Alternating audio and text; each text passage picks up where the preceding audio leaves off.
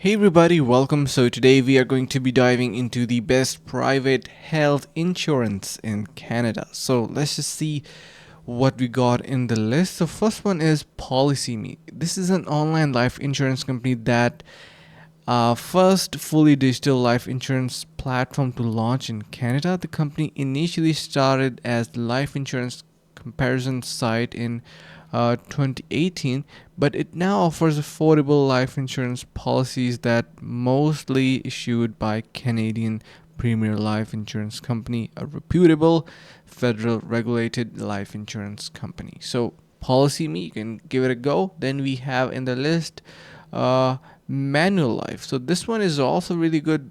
Have coverage amount of $50,000 to $20 million.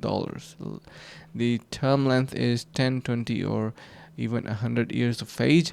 Then cost of 10-year lifetime insurance is $30.35 per month. So yeah, you need to be a non-smoker for that and have 500k coverage. So yeah, then we have the policy advisor. This is also really great option to go with up to $5 million of coverage.